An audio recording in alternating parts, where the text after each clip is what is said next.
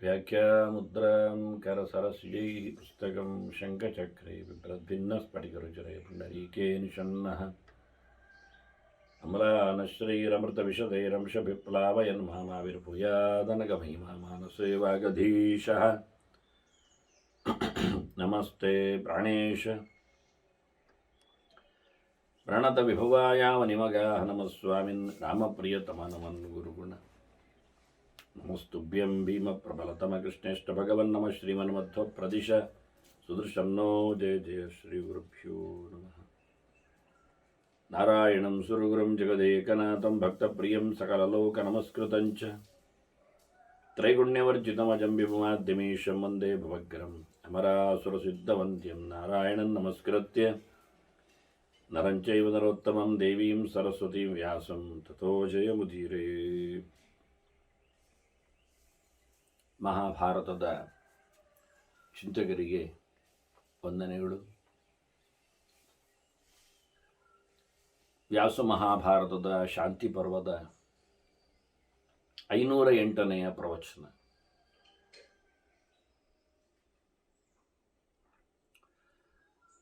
ಭಗವಂತನ ಮಹಿಮೆಯ ಒಂದು ಉಪಸಂಹಾರದ ಮಾತು. ಅತ್ತ ಪಿತೃಗಳ ಸಮಾರಾಧನೆ, ಅತ್ತ ದೇವತೆಗಳ ಉಪಾಸನೆ, ಇತ್ತ ಗೋವಿನ ಮಾಧ್ಯಮದಲ್ಲಿ ದೇವರ ಚಿಂತನೆ, ಜ್ಞಾನಿಗಳ ಪ್ರತೀಕಗಳಲ್ಲಿ ದೇವರ ಸೇವೆ, ಇವನ್ನೆಲ್ಲ ಒಟ್ಟು ಇಟ್ಟುಕೊಂಡು ಬಹಳ ಸುಂದರವಾದಂತಹ ಒಂದು ಮಾತನ್ನು ಈ ಶ್ರಾದ್ದ ಪ್ರಕರಣದ ಪಿಂಡ ಚಿಂತನೆಯ ಕೊನೆಯಲ್ಲಿ ನೀಡುತ್ತಾ ಇದ್ದಾರೆ.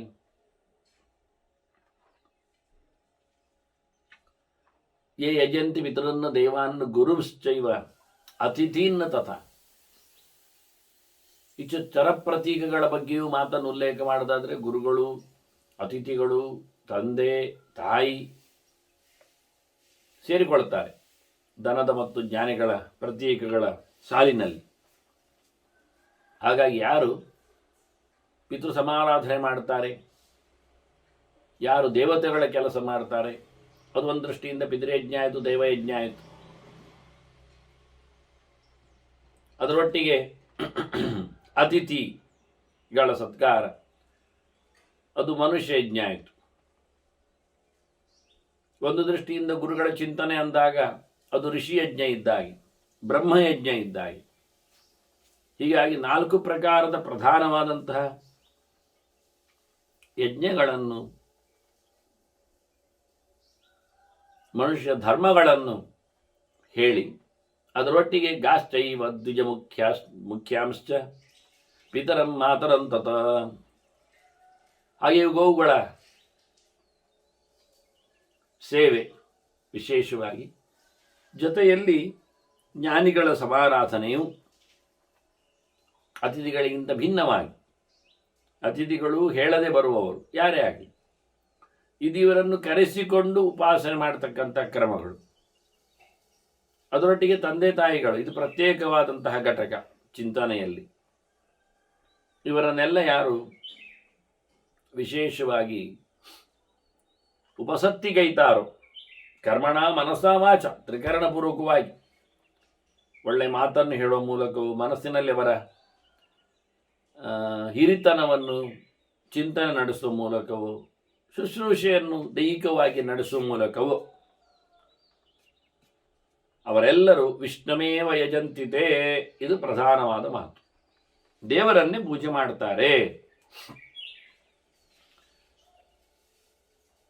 ಹಿಂದೆ ಹೇಗೆ ವರಾಹ ತಾನು ಮಾಡಿದಾಗ ತನ್ನ ರೂಪಗಳನ್ನೇ ಉಪಾಸನೆಗೈದೆ ಅಂತ ಹೇಳಿದ್ನು, ಅದರಂತೆ ಚತುರೂಪಗಳ ಉಪಾಸನೆ ಏನಾಗ್ತದೆ ಅಂತ ನಾನು ತಿಳಿಸಿಕೊಟ್ನೋ, ಹಾಗೆ ಇಲ್ಲಿ ವಿಷ್ಣು ಶಬ್ದವನ್ನು ಪ್ರಯೋಗ ಮಾಡುತ್ತಾ ಅದರ ಒಳಗಿರತಕ್ಕ ಶಕ್ತಿ ಯಾವುದು, ವಿಷ್ಣು ಶಬ್ದಕ್ಕೆ ಅರ್ಥವೇ ಪ್ರವೇಶ ಮಾಡಿದೆ ಅಂತ, ಮತ್ತೆ ಪೂರ್ತಿಯಾಗಿ ತುಂಬಿದೆ ಅಂತ. ಹಾಗಾಗಿ ಯಾವ ವಸ್ತುವೊಂದನ್ನು ಬಿಡದೆ ಎಲ್ಲದರಲ್ಲಿಯೂ ಪ್ರವೇಶ ಮಾಡಿರತಕ್ಕಂತಹ ಸಂಗತಿ, ಒಳಗೂ ಹೊರಗೂ ತನ್ನ ವ್ಯಾಪ್ತಿಯನ್ನು ಅಸ್ತಿತ್ವವನ್ನು ಪಡೆದ ವ್ಯಕ್ತಿ ಅದು ವಿಷ್ಣು. ತತ್ರ ತತ್ರ ಸ್ಥಿತೋ ವಿಷ್ಣು ತತ್ರ ಶಕ್ತಿ ಪ್ರಬೋಧೇನ್ ಏಕೇವ ಮಹಾಶಕ್ತಿ ಕುರುತೆ ಸರ್ವಮಂಜಸ. ಹಾಗಾಗಿ ಯಾವ ಮಾಧ್ಯಮದಲ್ಲಿ ಇಲ್ಲಿ ಹೇಳಿದಂತೆ ಯಜಂತಿ ಪಿತರನ್ನ ದೇವಾನ್ನ ಗುರುಂಶ್ಚ ಅತಿಥೀಂತತ ಅಂತ, ಅಷ್ಟೇ ಅಲ್ಲದೆ ಗಾಶ್ಚೈವ ದ್ವಿಜಮುಖ್ಯಾಂಶ್ಚ ಪಿತರಂ ಮಾತರಂತತ ಅಂತ, ಇಷ್ಟು ಪ್ರತೀಕಗಳಲ್ಲಿಯೂ ಅವ್ರು ಮಾಡಿರತಕ್ಕ ಸೇವೆ ತ್ರಿಕರಣಪೂರ್ವಕವಾಗಿ ಕರ್ಮಣ ಮನಸ ಭಾಷ ವಿಷ್ಣುಮೇವ ಯಜಂತಿತೆ ಅಂತ ಅವರು ಭಗವಂತನನ್ನೇ ಆರಾಧನೆ ಮಾಡುತ್ತಾರೆ. ಹೇಗೆ ಅವನು ವಿಷ್ಣು ಶಬ್ದದಿಂದ ನೀವು ಪ್ರವೇಶ ಮಾಡಿದ್ದು ಅಂತ ಹೇಳಿಕೊಂಡು ಒಳಗಿದ್ದವನ ಸೇವೆ ಆಗಿದೆ ಹೇಳುವುದು ಅಂತಲ್ಲ, ಅವರು ಅದನ್ನು ಸ್ಪಷ್ಟಪಡಿಸ್ತಾರೆ. ಅಂತರ್ಗತಸ್ಸ ಭಗವಾನ್ ಸರ್ವಸತ್ವ ಶರೀರಕ. ಭಗವಂತ ಅದೇ ಅಲ್ಲ,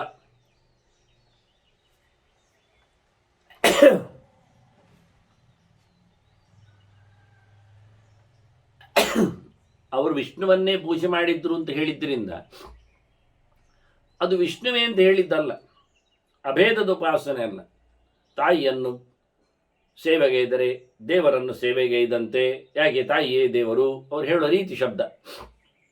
ತಂದೆಯೇ ದೇವರು, ಗುರುಗಳೇ ದೇವರು, ಅತಿಥಿಯೇ ದೇವರು. ಸರಿ ಆಗಲಿ, ಈಗ ಎಷ್ಟು ದೇವರಾಯ್ತು? ಈಗ ಅದು ಒಂದೇ ಆಗಲಿಕ್ಕಿಲ್ಲಲ್ಲ.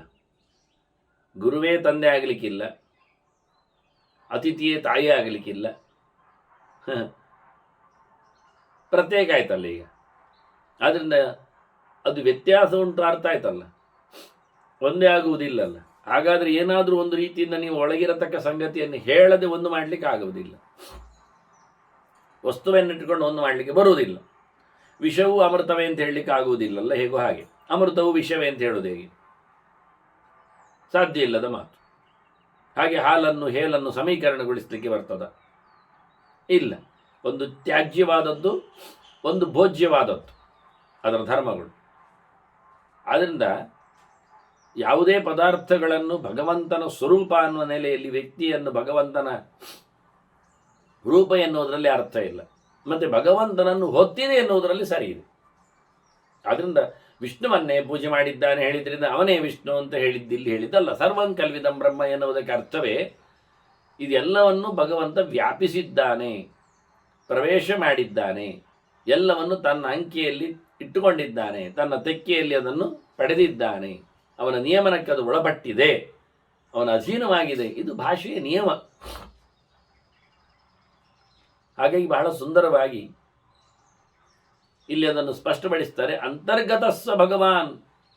ಅಲ್ಲವನಿಗೆ ವ್ಯಕ್ತಿಯ ಒಳಗೆ ಹೋಗಲಿಕ್ಕೆ ಹೇಗೆ ಬರ್ತದೆ? ವಸ್ತುವಿನ ಒಳಗೆ ಹೋಗುದು ಹೇಗೆ ಅವನು? ಇದು ಒಳ್ಳೆ ಕಥೆ ಆಯ್ತಲ್ಲ ಅಂತ ಕೇಳಿದರೆ ಅದಕ್ಕೆ ಭಗವಾನ್ ಹೇಳಿದ, ಅವನಲ್ಲಿ ಭಗವತ್ವ ಇದೆ, ಅಂತಹ ಪವರ್ ಇದೆ, ಎಲ್ಲದರಲ್ಲಿ ಆಗುವುದಿಲ್ಲ. ಹಾಗಾಗಿ ವಸ್ತುವಿನಲ್ಲಿ ಒಂದು ವಿಶೇಷವಾದ ಧರ್ಮ ಇರುವಂತೆ ವ್ಯಕ್ತಿಯಲ್ಲಿ ಒಂದು ವಿಶೇಷವಾದಂತಹ ಶಕ್ತಿ ಇರುತ್ತದೆ. ಅದು ಹೇಗೆ ಹೇಳಿದ್ರಿ ಅಂದರೆ, ಈಗ ನಾವು ಬೆಂಕಿಯಲ್ಲಿ ಪ್ರವೇಶ ಮಾಡಲಿಕ್ಕೆ ಆಗ್ತದೆ? ಉರಿಯುತ್ತಿರೋ ಬೆಂಕಿಯೊಳಗೆ ನಾವು ಹೋದರೆ ನಮ್ಮ ಮೈಯನ್ನಲ್ಲಿ ಗಮ್ಮತ್ತಿನಲ್ಲಿ ಒಂದು 5 ನಿಮಿಷ ಇಟ್ಟರೆ ಮತ್ತೆ ನಾವು ಹೊರಗೆ ಬರುವುದಿಲ್ಲ. ಅದು ಬೆಂದೋಗಿರ್ತದೆ, ಸುಟ್ಟು ಹೋಗಿರ್ತದೆ, ಮೈಯ ಚರ್ಮ ಮುಂತಾದವುಗಳು. ಅದೇ ನೀರಿನಲ್ಲಿ ನಾವು ಇದು ಬಿಟ್ಟರೆ ಏನಾಗುವುದಿಲ್ಲ. ಭಾಗಶಃ ಇದ್ದರೂ ಏನಾಗುವುದಿಲ್ಲ, ಪೂರ್ಣಶಃ ಇದ್ದರೂ ಆಗುವುದಿಲ್ಲ. ನೀವು ಮುಳುಗಿ ಮೇಲೆ ಬರಲಿಕ್ಕೆ ಬರ್ತದೆ, ಮುಕ್ಕಾಲಂಶ ನೀರಿನಲ್ಲಿ ನಿಲ್ಲಿಕ್ಕೂ ತಲೆ ಮಾತ್ರ ಮೇಲೆ ಮಾಡಿಕೊಂಡು ಮೂಗು ಮಾತ್ರ ಮೇಲೆ ಮಾಡಿಕೊಂಡು ಇರಲಿಕ್ಕೆ ಬರ್ತದೆ. ನಾವು ಬೇಕಾದರೆ ಬೆಂಕಿಯಲ್ಲಿ ಮೂಗು ಮಾತ್ರ ಹೊರಗಿಟ್ಟುಕೊಂಡು ನಿಲ್ಲಕ್ಕೆ ಬರ್ತದ? ತಲೆ ಮಾತ್ರ ಅಲ್ಲದೆ ಮೈ ಮಾತ್ರವನ್ನು ಹಾಕಿಕೊಳ್ಳಿಕ್ಕಾಗತ್ತೆ? ಅಂದರೆ ಏನಾಯಿತು? ವಸ್ತುವಿನಲ್ಲಿ ಒಂದು ವಿಶೇಷತೆ ಇರ್ತದೆ ಅನ್ನುವುದನ್ನು ಒಪ್ಪಬೇಕು. ನೀರಿನಲ್ಲಿರುವ ವಿಶೇಷತೆ ಬೆಂಕಿಯಲ್ಲಿಲ್ಲ ಅಂತ. ಅದರಂತೆ ವ್ಯಕ್ತಿಯಲ್ಲಿಯೂ ವಿಶೇಷತೆ ಇರ್ತದೆ, ಶಕ್ತಿ ಇರ್ತದೆ, ಚೇಂಜಸ್ ಇರ್ತದೆ. ಆದ್ದರಿಂದ ನಮಗೆ ಆಗುವುದಿಲ್ಲ ಅನ್ನುವುದನ್ನು ಉಳಿದವರಿಗೆ ಆಗುವುದಿಲ್ಲ ಹೇಳಲಿಕ್ಕೆ ಆಗುವುದಿಲ್ಲ. ಯೋಗಿಗಳು ಅಂತ ಹೇಳ್ತಾರಲ್ಲ, ಅವರಲ್ಲಿ ವಿಶೇಷವಾದ ಶಕ್ತಿ ಇರ್ತದೆ. ಅವರು ದಿನದ 24 ಗಂಟೆಯೂ ಮಲಗುವುದಿಲ್ಲ, ದಿನದ 24 ಗಂಟೆಯೂ ತಿನ್ನುವುದಿಲ್ಲ, ದಿನದ 24 ಗಂಟೆಯೂ ಕುಡಿಯುವುದಿಲ್ಲ. ಅದು ಖಾಲಿ ಒಂದು ದಿನ ಅಲ್ಲ, ಇಂಥದ್ದು ವಾರಗಟ್ಟಲೆ ಮಾಡ್ತಾರೆ. ನಮಗಾಗ್ತದೆ ಹೇಳಲಿಕ್ಕೆ ಆಗ್ತದೆ? ಪ್ರತ್ಯಕ್ಷವಾಗಿ ಅವನನ್ನು ನೋಡ್ಬೋದು. ಅವರು ಮಲಗದೇ ಇರುವುದನ್ನು, ಸುಮ್ಮನೆ ಧ್ಯಾನದಲ್ಲಿ ಕೂತಿರುತ್ತಾರೆ. ವಾರಗಟ್ಟಲೆ ಕೋಮಾದವರ ಹಾಗೆ ಇರ್ತಾರೆ. ಕೋಮದವರಿಗೂ ನಾವು ತಿನ್ನಲಿಕ್ಕೆ ಹಾಕ್ತೇವೆ, ಕುಡಿಲಿಕ್ಕೆ ಕೊಡುತ್ತೇವೆ, ಅವರದ್ದು ಡಿಸ್ಚಾರ್ಜ್ಗಳಿರ್ತದೆ. ಇವು ಯೋಗಿದ್ದು ಅದೂ ಇಲ್ಲ, ಅಲ್ಲಾಡುವುದಿಲ್ಲವ, ಹೊರಟು ಹೋಗುವುದಿಲ್ಲವ. ಅವನು ಅಂತತಃ ಎಚ್ಚರದಲ್ಲಿರ್ತಾನೆ.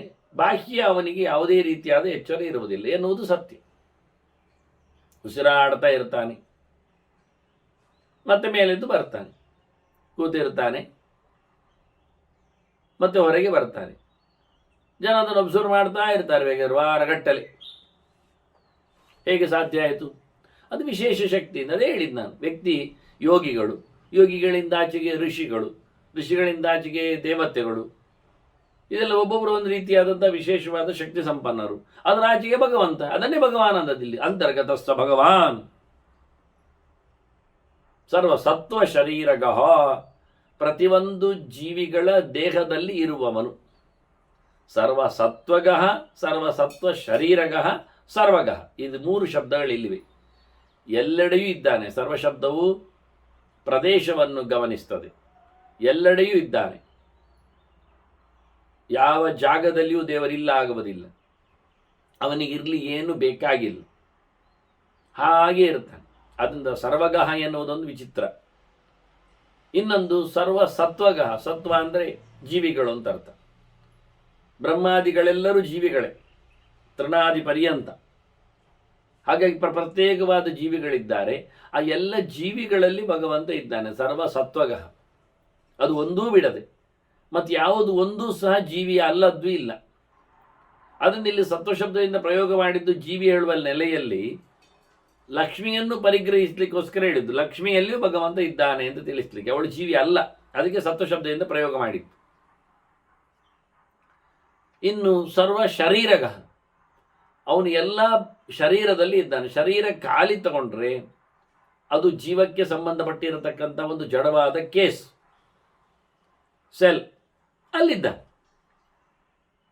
ಅದು ಜೀವ ಇರುವಾಗಲೇ ಮಾತ್ರ ಅಲ್ಲ, ಜೀವ ಬಿಟ್ಟೋದಾಗಲೂ ಇರ್ತಾನೆ. ಅದೇ ವಿಶೇಷ. ಯಾವ ಶರೀರದಲ್ಲಿ ಜೀವ ಇರುವುದಿಲ್ಲ ಆ ಶರೀರದಲ್ಲಿ ದೇವರು ಇದ್ದಿರ್ತಾನೆ. ಯಾವ ಶರೀರದಲ್ಲಿ ಜೀವ ಇದ್ದಿರ್ತಾನೆ ಆಗ ಆ ಶರೀರದಲ್ಲಿ ದೇವರು ಇರ್ತಾನೆ. ಹಾಗಾದರೆ ಏನಾಯಿತು? ಶರೀರ ಇದೆ, ಅದು ಜೀವ ಹೋದರೂ ಜೀವ ಇದ್ದರೂ ದೇವರು ಮಾತ್ರ ಮೈನಸ್ ಆಗುವುದಿಲ್ಲ.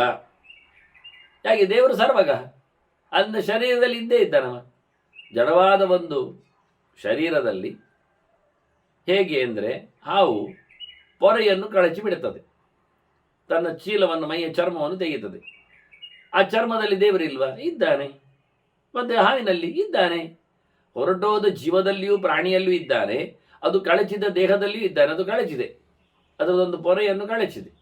ಹಾಗೆ ನಾವು ಈ ಜೀವ ಈ ದೇಹವನ್ನು ಬಿಡ್ತಾನೆ. ಬಿಟ್ಟಾಗ ಉತ್ಕ್ರಾಮಂತಂ ಚಿತಂ ವಾಪಿ ಪುಂಜಾನಂ ವಾ ಗುಣಾನ್ವಿತ ವಿಮೂಢ ನಾನು ಪಶ್ಯಂತಿ ಜ್ಞಾನ ಚಕ್ಷುಷಃ.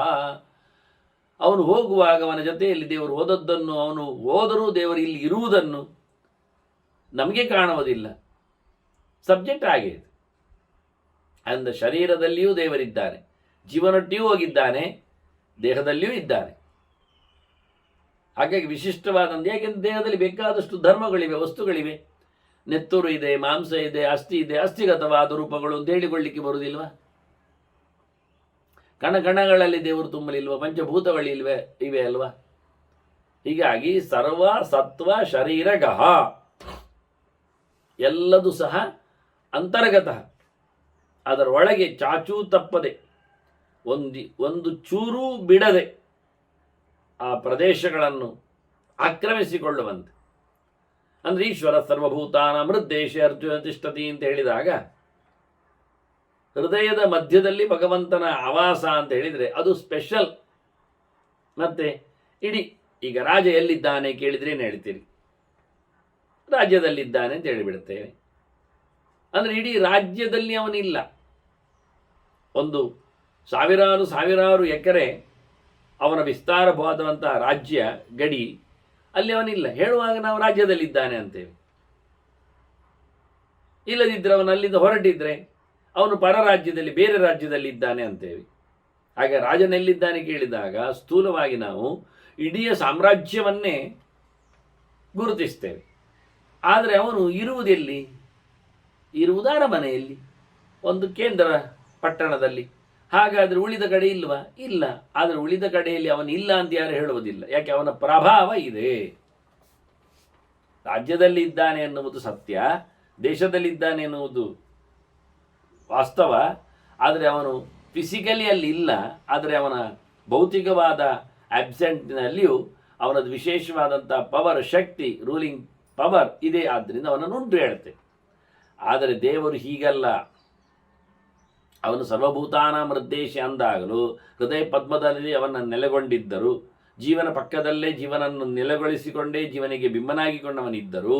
ಸರ್ವತ್ರ ಅವನ ವ್ಯಾಪ್ತಿಯೂ ಉಂಟಷ್ಟೇ ಅಲ್ಲ, ಪ್ರಭಾವದಿಂದ, ಅವನ ತೇಜಸ್ಸಿನಿಂದಲ್ಲ, ಅವನು ರೂಪದಿಂದಲೇ ಅವನು ವ್ಯಾಪ್ತ.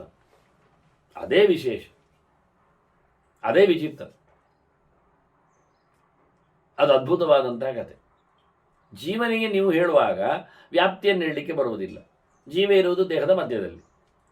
ಆದರೆ ಕಾಲಿನ ಬೆರಳಿನ ತುದಿಯಲ್ಲಿ ಜೀವ ಇದ್ದಾನೆ ಕೇಳಿದರೆ ಕೆಲವರು ತಾಗಿದಾಗ ಹೇಳುತ್ತಾರೆ, ಭಯಂಕರ ತಾಗಿತು ಮಾರೆಯ ಕಿರುಬೆರಳಿಗೆ, ಜೀವ ಹೋದಾಗಾಯಿತು. ಅಲ್ಲಿ ಜೀವ ಇದ್ದರೆ ತಾನೇ ಹೋಗುವುದು, ಜೀವ ಹೋಗಲಿಲ್ಲ. ಕಿರುಬೆರಳಿಗೆ ಕಟ್ಟೆ ಆಗಿ ಬಿಡ್ತದೆ, ಆಗ ಜೀವ ಹೋಯ್ತು ಹೇಳುದ? ಅದಾಗಲಿಲ್ಲ.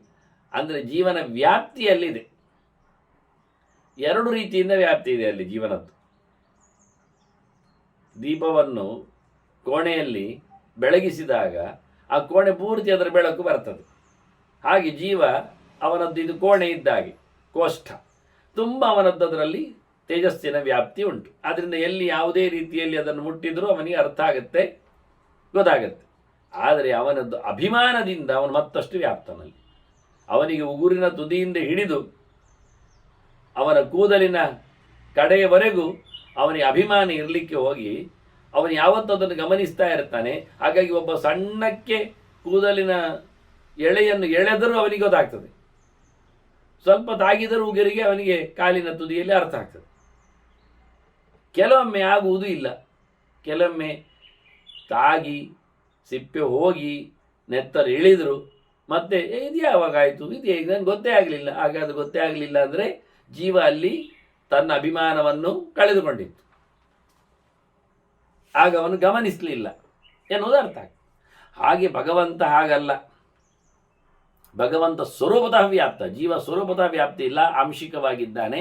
ಒಂದೇ ಕಡೆ ಜೀವ ಇರುವುದು, ಅಣು. ಆದ್ದರಿಂದ ಅವನು ರಭಕ್ಕೆ ಓಡಿ. ಕೆಲವರು ಯಾರು ಹೇಳಿದರು, ಅವ ಅಷ್ಟೊತ್ತಿಗೆ ಹೃದಯ ಮಧ್ಯದಲ್ಲಿದ್ದ ಜೀವ ಉಗುರು ತುದಿಗೆ ಓಡ್ತಾನಂತೆ. ಅದು ತಾಗಿದ ನಂತರ ಓಡಿದ ನಂತರ ತಾಗಿದ್ದ? ಇದು ಪ್ರಶ್ನೆ ಉಳಿತದೆ. ಯಾಕೆಂದರೆ ತಾಗುವಾಗ ಅವನಿಗೆ ಗೊತ್ತಿಲ್ಲ ಅಂತ ಆದರೆ ಆಗ ಹೃದಯ ಮಧ್ಯದಲ್ಲಿ ಇದ್ದ. ಮತ್ತು ತಾಗಿದ ನಂತರ ಏನಾಯಿತು ನೋಡ್ಲಿಕ್ಕೆ ಹೋದೆ ಹೇಳಬೇಕು. ಅದು ಸಾರಸ್ಯ ಆಗಲಿಲ್ಲ. ಮತ್ತು ಎರಡು ಕಡೆಗೆ ಒಮ್ಮೆಲೆ ತಾಗಿದರೆ ಒಬ್ಬ ಕೂದಲಿನ ಎಳೆಯನ್ನು ಎಳೆಯುವುದು, ಇನ್ನೊಬ್ಬ ಕಾಲು ಉಗುರನ್ನು ಜಜ್ಜುವುದು. ಆಗ ಜೀವ ಏನು ಮಾಡ್ತಾನೆ? ಆದ್ದರಿಂದ ಅಣುವಾದ ಜೀವನಿಗೆ ಸಿಕ್ಕಾಬಟ್ಟೆ ಓಡಾಟವನ್ನೆಲ್ಲ ಹೇಳಲಿಕ್ಕೆ ಹೋಗಬೇಡಿ, ಅದಾಗುವುದಿಲ್ಲ. ಅವನ ಮಧ್ಯದಲ್ಲೇ ಇದ್ದಾನೆ. ಹಾಗಾಗಿ ನಿಮಗೆ ಕಾಲು ತುಂಡಾದರೂ ಜೀವ ಹೋಗುವುದಿಲ್ಲ. ಯಾಕೆಂದರೆ ಅವನು ಅಣುವಾಗಿ ಮಧ್ಯದಲ್ಲಿ ಇರಲಿಕ್ಕೆ ಹೋಗಿ ಲಾಭ ಆದದ್ದು ನಮಗೆ. ಒಂದೊಮ್ಮೆ ಅವನು ರಪರಪ ಆಚೀಚೆ ಓಡಾಡುವುದು ಅಂತ ಮಾಡಿಕೊಂಡ್ರೆ ನಾವು ಅಣುವಾಗಿದ್ದಾರೆ ಜೀವ. ಅವ ಇಲ್ಲಿ ಬಂದಾಗ ಅಲ್ಲಿ ಓಡ್ತಾನೆ, ಅಲ್ಲಿ ಬಂದಾಗ ಇಲ್ಲಿ ಓಡ್ತಾನೆ ಮಾಡಿದರೆ ಅವನು ಕಾಲಿನ ಪಕ್ಕದಲ್ಲಿ ಓಡಿದಾಗ ಎಲ್ಲಿಯಾದರೂ ಹೊಡೆದ ಬಿಟ್ಟರೆ ಅವನು ಸತ್ಯ ಹೋಗ್ತಾನೆ. ಅದಕ್ಕೆ ಕಾಲು ತುಂಡಾದರೂ ಸಾಯುವುದಿಲ್ಲ, ಕೈ ತುಂಡಾದರೂ ಸಾಯುವುದಿಲ್ಲ. ಯಾಕೆಂದರೆ ಅವನ ಹಾರ್ಟ್ ಮಧ್ಯದಲ್ಲಿ ಇರುತ್ತಾನೆ ಎನ್ನುವುದು ಅರ್ಥ ಆಗಿದೆ. ಹೀಗೆ ಭಗವಂತ ಹಾಗಲ್ಲ, ಒಂದು ಸೆಂಟರ್ ಮಾಡಿ ಕೂತಿಲ್ಲ. ರಾಜ ಅರಮನೆಯಲ್ಲಿರುವಂತೆ ಅವನ ವ್ಯಾಪ್ತಿ, ಅವನ ಪವರ್ ಆನ್ಲೈನಲ್ಲಿ ಅಲ್ಲ. ಇದು ವಿಚಿತ್ರವಾಗಿದ್ದಾನೆ ಹೇಳಲಿಕ್ಕೋಸ್ಕರ ಭಗವಂತ ಸರ್ವಗಹ ಅಂತ ಶಬ್ದ ಆಗಿತ್ತು. ಅಂತರ್ಗತಃ ಸರ್ವಗಹ ಅಂತ. ಒಳಗೂ ಇದ್ದಾನೆ, ತುಂಬಿಯೂ ಇದ್ದಾನೆ. ಯಾವ ಅಣುವನ್ನು ಸಹ ಬಿಟ್ಟು ಭಗವಂತ ಇಲ್ಲ. ಹಾಗಾದರೆ ಒಂದು ಕೆಲಸ ಮಾಡುವ. ಎಂತ? ಅಂತರ್ಗತನಾದವನು ಬಹಳ ವಿಚಿತ್ರದಲ್ಲಿದ್ದಾನೆ, ಸರ್ವಗತನಾದವನು ಸ್ವಲ್ಪ ಹೆಚ್ಚು ಕಡಿಮೆಯಲ್ಲಿದ್ದಾನೆ, ಅಥವಾ ಬೇಡ ಏನಾದರೂ ಒಂದು ಹೇಳಿ. ಎಲ್ಲೆಡೆ ತುಂಬಿದವನಿಗೆ ಹೆಚ್ಚು ಶಕ್ತಿ, ಹೆಚ್ಚು ಸಾಮರ್ಥ್ಯ, ಹೆಚ್ಚು ಸ್ವರೂಪ. ಒಳಗೆ ಕೂತವನಿಗೆ ಸಣ್ಣ ವೇಷ. ರಾಜ ಹೊರಗೆ ಹೋದಾಗ ಗೌಜಿ ಪೋಷಾಕಲ್ಲಿ ಹೋಗ್ತಾನೆ, ಮೆರವಣಿಗೆಗೆ ಸಭೆಗೆ ಬಂದಾಗ. ಅರಮನೆಯಲ್ಲಿ ಸಾಮಾನ್ಯವಾದ ವೇಷದಲ್ಲಿ ಇರ್ತಾನೆ. ಎಲ್ಲ ದೊಡ್ಡ ಮಟ್ಟಿನ ಮುತ್ತು ಸರ ಅದನ್ನೆಲ್ಲ ಹಾಕೊಳ್ಳುವುದಿಲ್ಲ. ಹೀಗೆ ದೇವರು ಸಹ ಹಾಗೆ. ಅವನ ಗುಣಲಕ್ಷಣಗಳು, ಅವನ ವ್ಯವಸ್ಥೆಗಳು ಹಾಗೇನಿಲ್ಲ. ದೇವರದ್ದು ಯಾವುದೇ ರೂಪಗಳಲ್ಲಿಯೂ ವ್ಯತ್ಯಾಸ ದೇವರಿಗೆ ಇಲ್ಲ. ಭಗವಂತನ ಕ್ರಮ ಹಾಗೆ. ಅವನ ಸ್ಥಾನದೋ ವಿಪರಸ್ಯೋ ಬೈಲಿಂಗಂ ಸರ್ವತ್ರಿ, ಅವನ ಸ್ಥಾನಕೃತವಾದ ಭೇದವೂ ಇಲ್ಲ. ಅದೇ ವಿಶೇಷ. ಅವನು ದೇಹದಲ್ಲಿದ್ದಾಗ ಹೀಗೆ, ಜೀವನಲ್ಲಿದ್ದಾಗ ಹಾಗೆ, ಜಡದಲ್ಲಿ ಬಂದಾಗ ಹೀಗೆ, ಹಾಗೇನಿಲ್ಲವೇ ಇಲ್ಲ. ಸಮ ಸರ್ವೇಷು ಭೂತೇಷು ಈಶ್ವರ, ಭಗವಂತ ಎಲ್ಲದರಲ್ಲಿ ಒಂದೇ ಪ್ರಕಾರ ಇದ್ದಾನೆ. ಅಷ್ಟೇ ಅಲ್ಲದೆ ಸಮ ಸರ್ವೇಷು ಭೂತೇಷು ಈಶ್ವರ ಸುಖ ದುಃಖಯೋ, ಅವನು ಸುಖ ದುಃಖಯೋ ಈಶ್ವರ ಸಮ. ದೇವರನ್ನು ನೀವು ಸಮ ಅಂದಾಗ ಬಹಳ ಕಡೆಯಲ್ಲಿ ಸಿಕ್ಕಿ ಬೀಳ್ತೀರಿ. ದೇವರಿಗೆ ವೈಷಮ್ಯ ಹೇಳಿದರೆ ಭಾರಿ ಖುಷಿ ಆಗ್ತದೆ. ಯಾಕೆ? ದೇವರಿಗೆ ಅವರವರು ಭಾರಿ ಬೇಕು, ಉಳಿದವರು ಬೇಡ ಅವನಿಗೆ. ಇದೇ ಕೆಲವರು ಹೇಳೋದು. ಅವರು ದಿನ ಸೇವೆ ಕೊಡ್ತಾರೆ, ಸೇವೆ ಮಾಡ್ತಾರೆ, ಹಾಗಾಗಿ ದೇವರು ಭಾರಿ ಅವರಿಗೆ ಅನುಕೂಲ ಕೊಡ್ತಾನೆ. ಮತ್ತು ನಾವೆಲ್ಲ ದೇವರಿಗೆ ಬೇಡ, ನಮಗೆಂತ ಮಾಡಲಿಲ್ಲ. ನಾವು ಏನು ಮಾಡಲಿಲ್ಲ, ಅಲ್ಲಿ ಸಮ ಆಯ್ತಲ್ಲ. ಇದೇ ಸಮ ಹೇಳಿದ್ದು. ನೀವು ಏನು ಮಾಡದಿದ್ದಕ್ಕೆ ದೇವರು ಏನು ಮಾಡಲಿಲ್ಲ, ನೀವೇನು ಮಾಡಿದ್ದಕ್ಕೆ ದೇವರನ್ನು ಮಾಡ್ತಾನೆ. ಸಮ ಆಯ್ತಲ್ಲ. ಈಗ ನೀವು ಮಾವಿನ ಗೊರಟನ್ನು ಹಾಕಿ ನೀರು ಸಿಂಪಡಿಸಿ ಅದನ್ನು ಬೆಳೆಸಿದ್ದೀರಿ, ಅದು ಮಾವಿನ ಮರ ನಿಮಗೆ ಮತ್ತೆ ಹಣ್ಣು ಕೊಡ್ತದೆ. ಅವರ ಮನೆಯಲ್ಲಿ ಮಾವಿನ ಹಣ್ಣು ಸೋರ್ತದೆ, ನಮಗೆ ಕೊಡೋದಿಲ್ಲ ಹೇಳಿದರೆ ನೀವು ಮಾವಿನ ಗಿಡವನ್ನು ನೆಡಲಿಲ್ಲ, ನೀರು ಹಾಕಲಿಲ್ಲ, ಅಷ್ಟೇ. ತಮ್ ಯಥಾ ಉಪಾಸ ತದೇವ ಭವತಿ. ನೀವು ಯಾವ ಪ್ರಕಾರದಲ್ಲಿ ದೇವರನ್ನು ಮೆಚ್ಚಿಕೊಂಡಿರೋ ಹಾಗೆ ಭಗವಂತ ನಿಮಗೆ ಕೊಡಬೇಕಾದ್ದು ಸಮ ಅಲ್ವಾ? ಅದು ಸಮವೇ. ಮತ್ತೆ ಹಗಲು ರಾತ್ರಿ ಎನ್ನದೆ ಕಷ್ಟಪಟ್ಟು ಓದಿಕೊಂಡು ಒಳ್ಳೆ ಧಾರಣೆ ಮಾಡಿ ವರ್ಷ ಪೂರ್ತಿ ಅದಕ್ಕೆ ಅಟೆನ್ಷನ್ ಕೊಟ್ಟವ, ಪರೀಕ್ಷೆಯಲ್ಲಿ ಕೂತು ಪೂರ್ತಿ ಬರೆದು ಬಂದವ, ಅವನಿಗೆ ಪೂರ್ಣ ಅಂಕ ಬಂತು ಹೇಳಿದ ತಕ್ಷಣ ಅದು ಅವನ ಸಾಧನೆಗೆ ಸಿಕ್ಕ ಸವಲತ್ತಲ್ವ? ವರ್ಷ ಇಡೀ ಯೋಚನೆ ಮಾಡಿಕೊಳ್ಳದೆ, ಶಾಲೆಗೆ ಚಕ್ಕರ್ ಮಾಡುತ್ತಾ, ಪರೀಕ್ಷೆ ಹತ್ತಿರದಲ್ಲಿ ಓದಿಕೊಳ್ಳದೆ ಬೀದಿ ತಿರುಗ್ತಾ ಇರುವವ, ಪರೀಕ್ಷೆ ಹೊತ್ತಿನಲ್ಲಿಯೂ ಬರೆಯುವುದು ಪೂರ ಬರೆಯದೆ, ಪೂರ ಹೊತ್ತು ಇರದೆ ಅರ್ಧ ಒಂದು ಗಂಟೆಯಲ್ಲಿ ಪೇಪರನ್ನು ಎಸೆದು ಬಂದವ, ಇವನಿಗೆ ನೀವು ಪೂರ ಮಾರ್ಕ್ ಕೊಡಿ ಹೇಳಿದರೆ ಹೇಗಾಗ್ತದೆ? ಹಾಗೆ ನಮಗೆ ಕೊಟ್ಟರೆ ಅದು ವೈಷಮ್ಯ ಅಲ್ವ? ಮೋಸ ಮಾಡಿದ್ದಲ್ಲ, ಸಮ ಅಲ್ಲಲ್ಲ, ಅದು ಸಮ ಅಲ್ಲ. ಅದೆಂಥದ್ದು?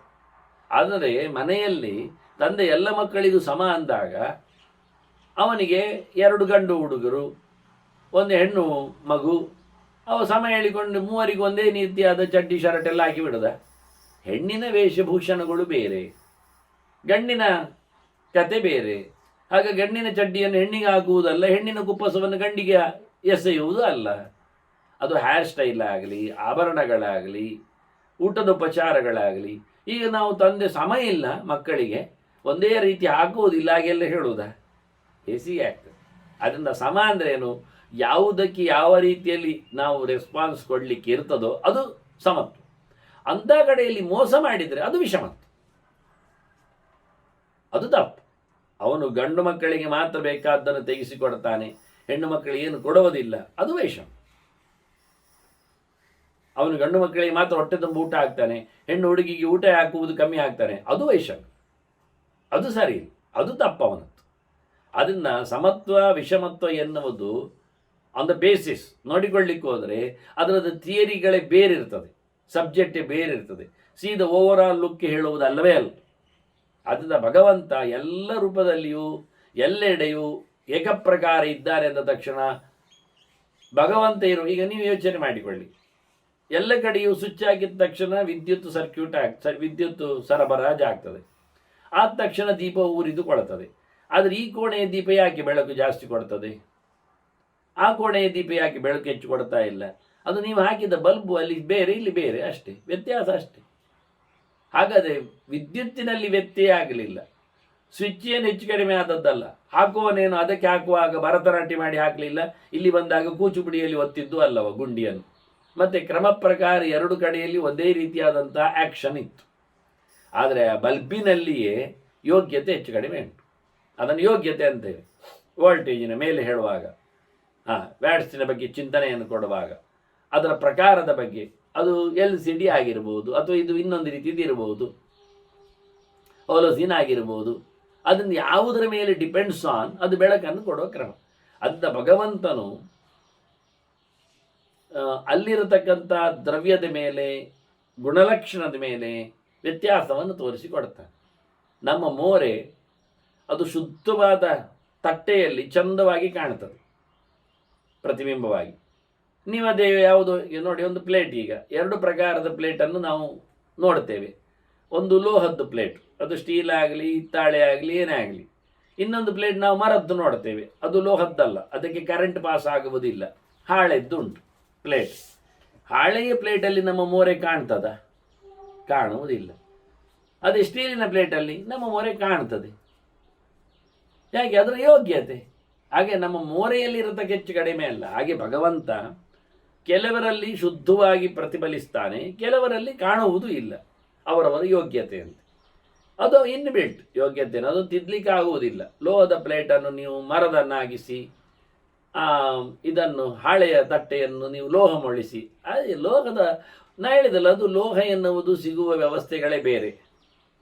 ಹಾಳೆಯ ತಟ್ಟೆ ಅದು ಮರದಿಂದ ಆಗತಕ್ಕಂಥ ಪ್ರೊಡಕ್ಷನ್, ಅದು ವ್ಯವಸ್ಥೆಯೇ ಬೇರೆ.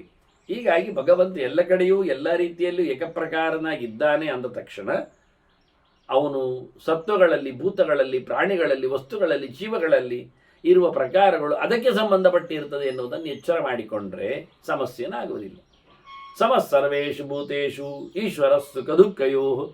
ಅವನು ಎಲ್ಲ ಜೀವಿಗಳಿಗೂ ಬರತಕ್ಕಂತಹ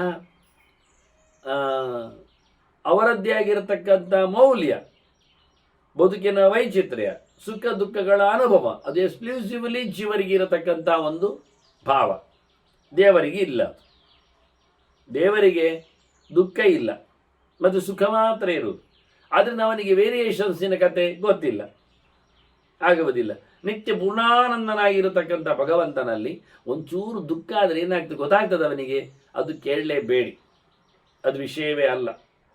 ಹೀಗಾಗಿಯೇ ಇದನ್ನು ತಪ್ಪಿಸಲೋಸಿಗೆ ತರ್ಕದವರೆಲ್ಲ ಗಲಾಟೆ ಮಾಡಿತ್ತು ದೇವರನ್ನು. ಅವರು ತರ್ಕದಲ್ಲಿ ದೇವರನ್ನು ಕುಳ್ಳಿರಿಸಲಿಕ್ಕೆ ಹೋಗಿ ಸಿಕ್ಕಿಬಿದ್ದರು ಅವರು.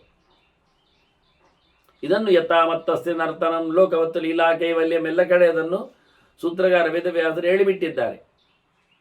ಭಗವಂತ ಹೇಗಿದ್ದಾನೆ, ಅವನ ಕ್ರಿಯೆ ವ್ಯಾಪಾರಗಳು ಹೇಗಿರ್ತವೆ, ನೀವು ಲೋಕದ ತರ್ಕ ಮಾಡೋದಾ? ಲೋಕದಲ್ಲಿ ಏನು ಕತೆ ಕೇಳಿದರೆ ನೋಡಿ, ಲೋಕದಲ್ಲಿ ಯಾವುದೇ ಸಹ ಉಸಿರಾಟದೇ ಇದ್ದರೆ ಸಾಯ್ತದೆ ಅಂತ ಹೇಳಿಬಿಟ್ರೆ ದೇವರಿಗೆ ಹೇಳುದಾ? ದೇವರಿಗೆ ಉಸಿರಾಟಕ್ಕೆ ಬೇಕಾ? ಉಸಿರಾಟ ಉಂಟಾ? ದೇವರಲ್ಲಿ ಇಂದ್ರಿಯಗಳು ಉಂಟಾ ಪ್ರಾಕೃತವಾಗಿ? ಆದ್ದರಿಂದ ಅದೆಲ್ಲ ಹೇಳಲಿಕ್ಕೆ ಬರುವುದಿಲ್ಲ. ಈ ರೀತಿಯಾದ ತರ್ಕವನ್ನು ಮಾಡಲಿಕ್ಕೆ ಆಗುವುದಿಲ್ಲ. ನಾವೆಲ್ಲ ಏನು ಕೆಲಸ ಮಾಡುವುದಾದ್ರೂ ಪ್ರಯೋಜನ ಇಟ್ಟುಕೊಂಡೇ ಮಾಡು. ನಮ್ದೊಂದು ತರ್ಕ ಉಂಟು, ಪ್ರಯೋಜನ ಇಲ್ಲದೆ ಏನಾದರೂ ಕೆಲಸ ಮಾಡೋದಾದ್ರೆ ಅವನು ಹುಚ್ಚ ಇರ್ತಾರೆ ಅಂತ. ಅಲ್ಲಿ ಹುಚ್ಚನು ಮಾಡುವುದಿಲ್ಲ ಅಂತ, ಪ್ರಯೋಜನ ಇಲ್ಲದೆ ಕುಣಿತಾ ಇರ್ತಾನೆ ಹುಚ್ಚ. ಯಾಕೆ ಕೇಳಿದರೆ ಅವನು ಕುಣಿತಾ ಇರುವುದು, ಅವನು ಕುಣಿತರೇನೋ ಒಂದು ಖುಷಿ ಆಗ್ತದೆ ಅವನಿಗೆ, ಹಾಗೆ ಕುಣಿತಾನವ. ಆದ್ದರಿಂದ ಮನುಷ್ಯ ಯಾವುದೇ ಕೆಲಸವನ್ನು ಮಾಡುವಾಗಲೂ ತನ್ನಗೆ ಒಂದು ಯಾವುದೋ ರೀತಿಯಾದ ಸ್ವಾರ್ಥವನ್ನು ಇಟ್ಟುಕೊಳ್ಳುತ್ತಾನೆ. ದೇವರಿಗೆ ಎಂಥದಕ್ಕೆ ಸ್ವಾರ್ಥ ಉಂಟು? ದೇವರೇನು ಮಾಡಲಿಕ್ಕೆ ಅವನು ಯಾವುದರ ಫಲವನ್ನು ಪಡಿತಾನೆ? ಅದನ್ನ ಭಗವಂತ ಯಾವುದೇ ರೀತಿಯಾದಂಥ ಪ್ರಯೋಜನವನ್ನಿಟ್ಟುಕೊಂಡು ಕೆಲಸ ಮಾಡುವುದೇ ಇಲ್ಲ. ಅವನಿಗೆ ಪರಪ್ರಯೋಜನ ಉಂಟು ಹೇಳಿದರೆ ಪರಪ್ರಯೋಜನ ಒಂದು ಪ್ರಯೋಜನ ಆಗ್ತದಲ್ಲ, ಇನ್ನೊಬ್ಬರಿಗಾಗಿ ಅಂತ, ಅದು ಇಲ್ಲ ಅವನಿಗೆ. ಹಾಗಾಗಿ ದೇವರು ಯಾವುದೇ ರೀತಿಯಾದ ಕಾರಣ ಇಲ್ಲದೆ ಇರೋದ್ರಿಂದ ಕೆಲಸವೇ ಮಾಡೋದಿಲ್ಲ ಹೇಳಿದರೆ ಅದು ತಪ್ಪು. ಅವನಿಷ್ಟದಲ್ಲಿ ಮಾಡ್ತಾನೆ, ನಾವೆಂತ ಹೇಳುದು? ಅಂದ ಲೋಕದ ತರ್ಕವನ್ನು ದೇವರಿಗೆ ಅಪ್ಲೈ ಮಾಡಲಿಕ್ಕೆ ಆಗುವುದಿಲ್ಲ. ಹಾಗಾಗಿ ಭಗವಂತ ಎಲ್ಲರ ಸುಖ ದುಃಖಗಳಿಗೆ ಒಡೆಯನಿದ್ದಾನೆ. ಅವರ ಕರ್ಮಕ್ಕನುಗುಣವಾದಂತಹ ಫಲವನ್ನು ಕೊಡುತ್ತಾನೆ. ಆದ್ದರಿಂದ ಅವನು ವಿಷಮನಲ್ಲ, ಸಮನಿದ್ದಾನೆ. ಅವನು ಸುಖ ದುಃಖ ಕೊಡುವಲ್ಲಿಯೂ ಅವರ ಕರ್ಮವನ್ನು ನೋಡಿರ್ತಾನೆ. ಅವರ ಕರ್ಮವು ಅವರ ಯೋಗ್ಯತೆಯನ್ನು ನಡೆಯುವುದರಿಂದ ಅವನು ಸಮನಾಗಿಯೇ ಇದ್ದಾನೆ, ಯಾರನ್ನು ಸಹ ಬದಲಾಯಿಸಲಿಕ್ಕೆ ಹೋಗಲಿಲ್ಲ. ಆದ್ದರಿಂದ ಅವನು ಮಹಾನ್, ಮಹಾತ್ಮ, ಸರ್ವಾತ್ಮ, ನಾರಾಯಣ ಇತಿ ಶ್ರುತಿ. ಹಾಗಾಗಿ ಅವನನ್ನು ನಾವು ನಾರಾಯಣ ಅಂತೇವೆ. ಎಲ್ಲರಿಗೂ ಅವರವರಿಗೆ ಬೇಕಾಗಿರತಕ್ಕಂತಹ ಸುಖವನ್ನು ಕೊಡುವವನು, ಯಾರ ಹಂಗೂ ಇಲ್ಲದೆ ಅನಂತವಾದಂತಹ ಸುಖಗಳಿಗೆ ಪಾತ್ರನು, ನಿರ್ದುಷ್ಟವಾದ ಗುಣಸ್ವರೂಪನು. ಎಲ್ಲ ಅರ್ಥಗಳು ನಾರಾಯಣ ಶಬ್ದಕ್ಕಿವೆ. ಹಾಗಾಗಿ ಅವನನ್ನು ಹೇಳುವಾಗಲೇ ಮಹಾನ್, ಮಹಾತ್ಮ, ಸರ್ವಾತ್ಮ ಅಂತ ಹೇಳಿ 3 ಪ್ರಕಾರದಿಂದ ಗುರುತಿಸ್ತಾರೆ. ಯಾವುದು ಇಲ್ಲದೆ ಎಲ್ಲೆಡೆ ಇರುವವನು ಎನ್ನುವ ಲೆಕ್ಕದಲ್ಲಿ ಮಹಾನ್, ಎಂಥ ಎತ್ತರದವರೆಗೂ ಅವನು ಪ್ರವೇಶ ಮಾಡಿರ್ತಾನೆ ಎನ್ನುವುದನ್ನು ಮಹಾತ್ಮ. ಎಲ್ಲೆಡೆಯೂ ತುಂಬಿದ್ದಾನೆ, ಎಲ್ಲದರಲ್ಲಿ ಇದ್ದಾನೆ ಹೇಳುವುದು ಅವನು ಸರ್ವಾತ್ಮ. ಎಲ್ಲದರಲ್ಲಿ ಇದ್ದಾನೆ ಎನ್ನುವಂಥದ್ದನ್ನು ಮಹಾತ್ಮದಲ್ಲಿಯೂ ಸೇರಿಸಲಿಕ್ಕೆ ಬರ್ತದೆ ಹೇಳಿದರೆ ಅದಕ್ಕೆ ಹೇಳಿದ್ದವರು ಸರ್ವಗತನಾಗಿ ಇದ್ದಾನೆ, ಸರ್ವಕಾಲದಲ್ಲಿ ಇದ್ದಾನೆ, ಸರ್ವ ದೇಶದಲ್ಲಿ ಇದ್ದಾನೆ. ಕಾಲ ದೇಶವನ್ನು ಗಮನಿಸಲಿಕ್ಕೋಸ್ಕರ ಸರ್ವಾತ್ಮ, ಮುಕ್ತರಲ್ಲಿಯೂ ಅವನ ಪ್ರವೇಶ ಇದೆ ಹೇಳಲಿಕ್ಕೋಸ್ಕರ ಮಹಾತ್ಮ. ಅವನು ಯಾವುದರ ಹಂಗು ಇಲ್ಲದೆ ಎಲ್ಲಕ್ಕಿಂತ ಭಿನ್ನನಾಗಿಯೂ ಪ್ರತ್ಯೇಕನಾಗಿದ್ದಾನೆ ಎನ್ನುವುದು ಮಹಾನ್. ಹಾಗಾದರೆ ದೇವರು ಇರಲಿಕ್ಕೊಂದು ಜಾಗ ಬೇಕು ಅಂತಲ್ಲ, ಯಾವುದು ಇಲ್ಲದೆಯೂ ದೇವರು ದೇವರೇ ಇರುವಲ್ಲಿ ಇದ್ದಾನೆ.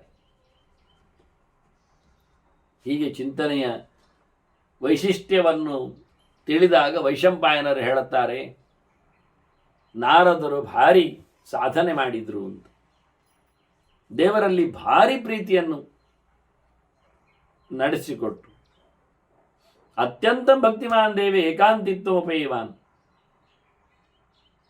ಕೇವಲ ದೇವರು ಬೇಕೆನ್ನತಕ್ಕಂಥ ಭಾವಕ್ಕೆ ಅವರು ಬದ್ಧರಾದರು.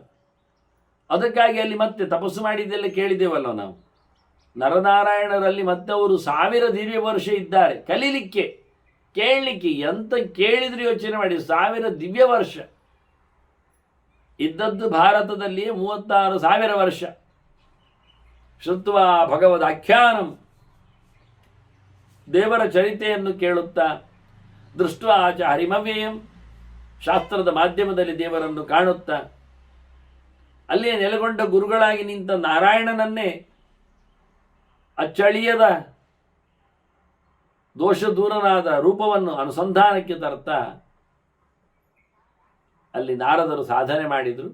ಮತ್ತು ಅಲ್ಲಿಂದ ಹೊರಟರು. ಜಗಾಮ ಹಿಮವತ್ ಕುಕ್ಷೌ ಆಶ್ರಮಂ ಸ್ವಂ ಸುರಾರ್ಚಿತಂ, ಎಲ್ಲ ದೇವತೆಗಳು ಬಂದು ಸೇರುವ ತಮ್ಮದೇ ಆದ ಆಶ್ರಮ, ನಾರದರ ಆಶ್ರಮ ಉಂಟಂತೆ ಎಲ್ಲಿ?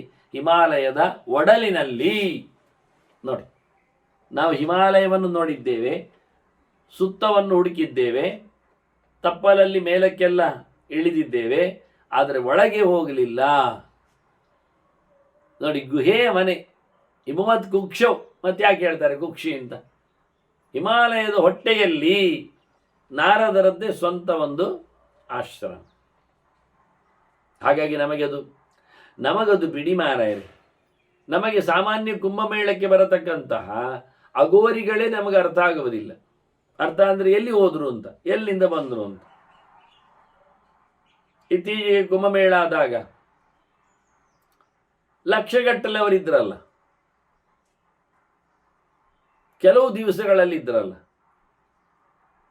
ಹಾಗಾಗಿ ಎಲ್ಲಿ ಹೋಗ್ತಾರೆ ಲಕ್ಷಗಟ್ಟಲೆ ಜನ? ಒಂದು ಹೋಗುವುದು ಬೇಕಲ್ಲ, ಒಂದು ಇರುವುದು ಬೇಕಲ್ಲ.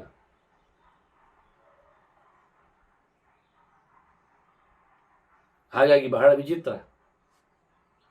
ಎಲ್ಲಿ ಅಡಗಿರ್ತಾರೆ, ಎಲ್ಲಿ ಸಮಯಕ್ಕೆ ಬರ್ತಾರೆ, ಹೇಗೆ ಬಂದು ಹೋಗುವುದನ್ನು ಗೊತ್ತುಪಡಿಸಲಿಕ್ಕೆ ಆಗುವುದಿಲ್ಲ.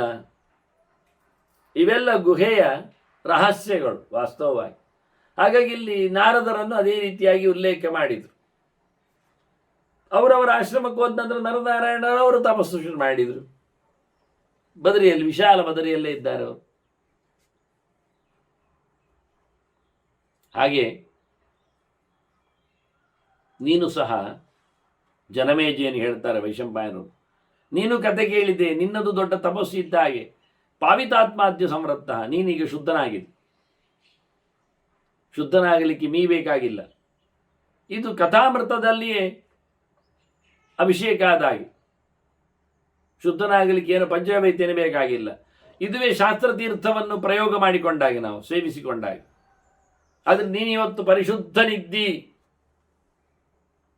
ಶ್ರುತ್ವೇ ಮಾಂ ಆದಿತ ಕಥಾಂ, ಮೊದಲಿಂದ ಹೇಳಿರತಕ್ಕ ಈ ಕಥೆಯನ್ನೆಲ್ಲ ನೀನು ಚೆನ್ನಾಗಿ ಕೇಳಿಕೊಂಡು ಬಂದಿದ್ದಿ.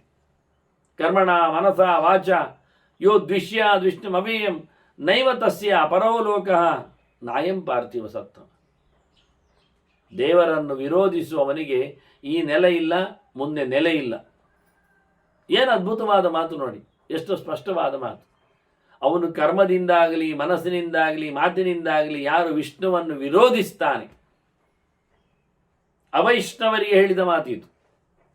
ಯಾಕೆಂದ್ರೆ ಹಿಂದೆ ಪ್ರತಿಷ್ಠೆ ಮಾಡಿ ಆಯ್ತು ವಿಷ್ಣು ಅಂದರೆ ಏನು ಅಂತ.